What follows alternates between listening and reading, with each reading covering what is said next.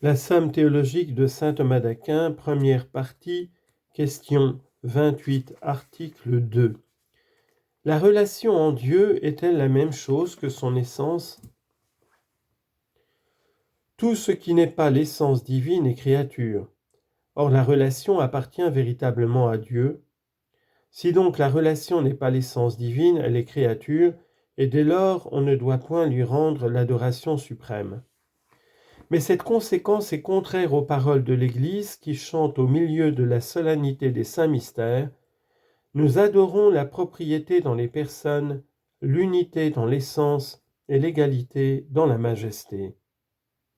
Sommaire. La relation et l'essence divine sont réellement la même chose, mais elles diffèrent rationnellement en ce que la relation implique rapport à un terme et non à l'essence, et non l'essence. Corps de l'article. Il faut dire ceci.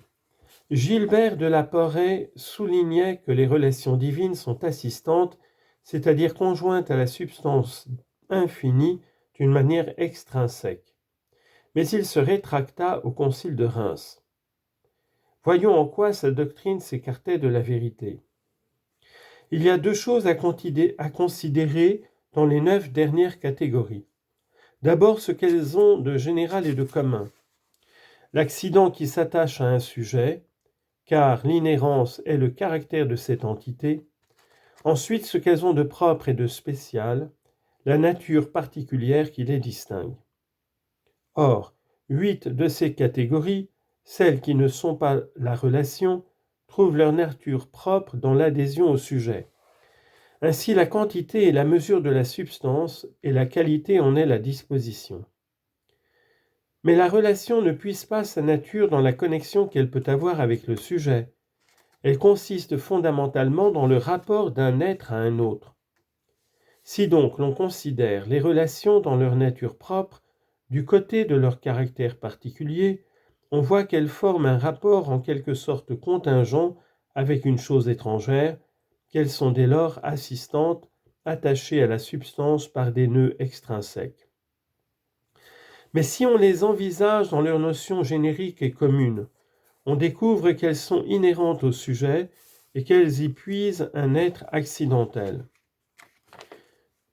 Voilà ce que ne comprenait pas Gilbert de la Porrée. Or, tout ce qui est accidentel dans les êtres créés devient substantiel dès qu'on le transporte en Dieu, car il y a dans son être rien qui existe à la manière de l'accident dans le sujet, mais tout ce qui est en lui est son essence. Ainsi, quand on envisage la relation comme possédant un être accidentel inhérent au sujet dans les créatures, elle a en Dieu un être substantiel et n'est autre chose que l'essence infinie. Toutefois, les entités relatives qu'elle exprime ne se rapportent point à cette adorable essence, mais à leur extrême opposé. Il est donc clair que la relation et l'essence ne diffèrent pas en Dieu dans la réalité des choses, mais seulement dans la manière de les concevoir. La relation dénonce un rapport à un terme, mais l'essence n'affirme rien de relatif, voilà tout. Disons donc que l'être relatif et l'être absolu ne forment pas en Dieu deux entités différentes, mais qu'ils sont une seule et même chose. Première objection.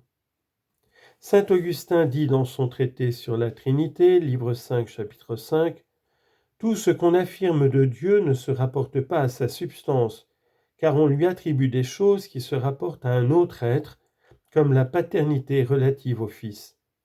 Donc ces sortes de choses ne s'affirment pas de sa substance, donc les relations ne sont pas la même chose que son essence. » Réponse. Saint Augustin n'enseigne pas que la paternité et les autres relations divines sont, dans leur être, autre chose que l'essence adorable. Il dit seulement, dans les paroles citées, qu'elles ne s'affirment pas de la substance comme existant dans ce sujet, mais comme se rapportant à un terme opposé, corrélatif.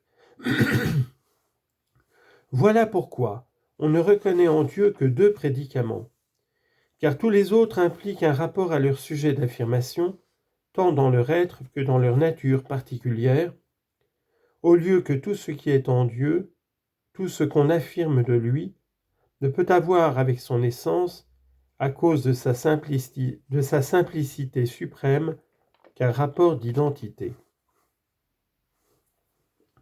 Deuxième objection. L'évêque d'Hippone dit encore, dans le même traité sur la Trinité, livre 7, chapitre 1, « Toute entité relative implique, outre elle-même, une réalité indépendante, jouissant d'une existence propre. Mais le maître et l'esclave sont hommes indépendamment du rapport qui les unit. Si donc il existe des relations en Dieu, il faut qu'il y ait dans son être, outre ces relations, une réalité primordiale et foncière, existant par elle-même. Or cette réalité ne peut être que l'essence divine, donc cette essence n'est pas la même chose que les relations. » Réponse. Les relations présentent quelque chose de relatif et quelque chose d'absolu, double caractère qu'elles conservent en Dieu comme dans les êtres créés, mais avec quelques différences. Dans les créatures, l'absolu se distingue réellement du relatif, mais en Dieu c'est la même chose. Cette entité parfaite dans l'être simple, le mot relation l'énonce imparfaitement, ne la comprend pas tout entière dans sa signification, car il néglige ce qu'elle a d'absolu pour ne dénoncer que ce qu'elle a de relatif. Et pourquoi cela ? Parce que l'essence infinie renferme, comme nous l'avons dit en parlant des noms de Dieu, plus de richesse et de perfection que le langage humain ne pourra jamais en exprimer. Quelle que soit la conclusion que paraisse autoriser la valeur nominale et ordinaire des termes, on aurait tort de conclure qu'il existe en Dieu, outre l'entité de la relation, une entité primordiale et foncière. Troisième objection. Le propre de l'être relatif est de se rapporter à un autre. Si donc la relation et l'essence divine ne sont qu'une seule et même chose, il s'ensuit que le propre de l'essence divine est de se rapporter à un autre. Or cela répugne à la perfection de l'être absolu, subsistant par lui-même.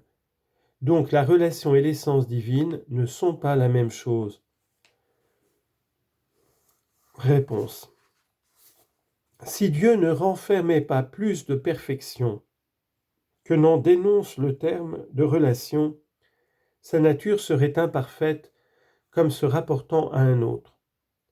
De même que s'il n'avait pas plus de sagesse que n'en exprime ce mot, il ne serait plus l'être nécessaire subsistant par lui-même. Mais qu'on ne l'oublie pas, la perfection de l'essence divine surpasse infiniment toute expression. Si donc le terme de relation accuse et décèle une imperfection, il ne s'ensuit nullement que la nature ineffable soit imparfaite, car nous avons vu plus haut qu'elle renferme d'une manière infinie tous les genres de perfection.